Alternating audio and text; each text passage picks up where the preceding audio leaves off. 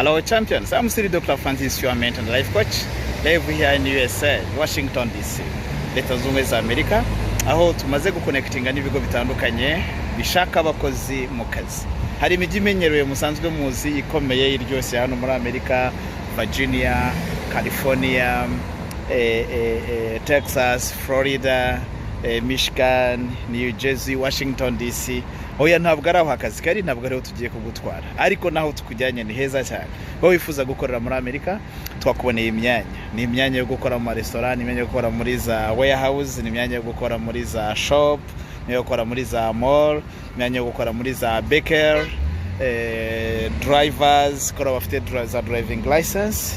Turaho tubajyana gukora nka Oklahoma, Mississippi, dufite imyanya muri Kansas, dufite imyanya muri New Mexico, dufite imyanya yo gukora muri Montana, muri Maine ndetse no muri Colorado. Aho imyanya irahari iragutegereje, wifuza gukorera muri Amerika.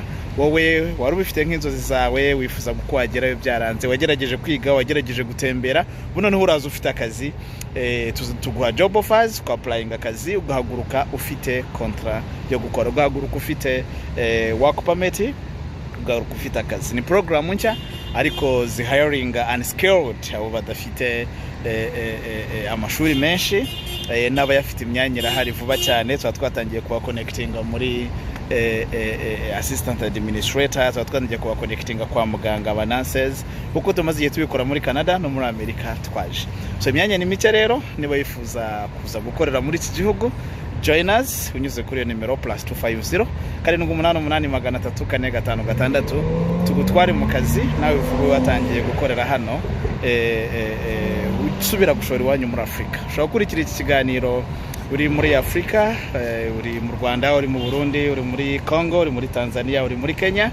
Join Mega Global Link, ikigo rukumbi kigufasha kugera ku nzu zawe mu bijyanye n'iby'ingendo. We are immigration consultant, ariko dufite immigration lawyers dukorana nabo hano muri Amerika, aho tumaze kubona iyo myanya itandukanye, kandi vuba twagiye no muri Canada kuba connectinga kuri ya myanya yanyu. Kubashaka kwiga namwe ntabwo twabibagiwe, ushaka kugenda gusura inshuti y'abavandimwe ntabwo twabibagiwe, abashaka gutembera tourism ntabwo twabibagiwe, ariko bisaba travel history byibura yo muri Burayi, Schengen country, kugira ngo uze gutembera hano no kuba wahereye aho ngaho. So turabakunda cyane rero, join Mega Global Link, hanyuma tujye gukora aka kazi.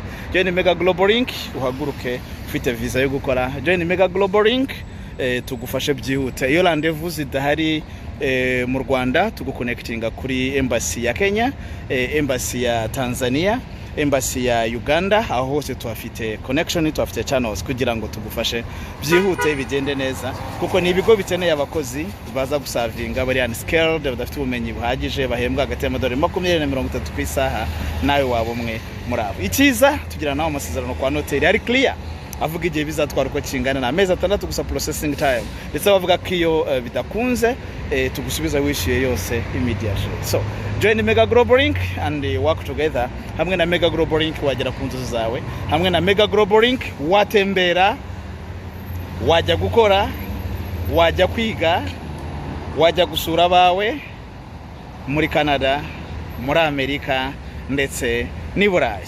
So join us uciye kuri izo nimero. Bye bye.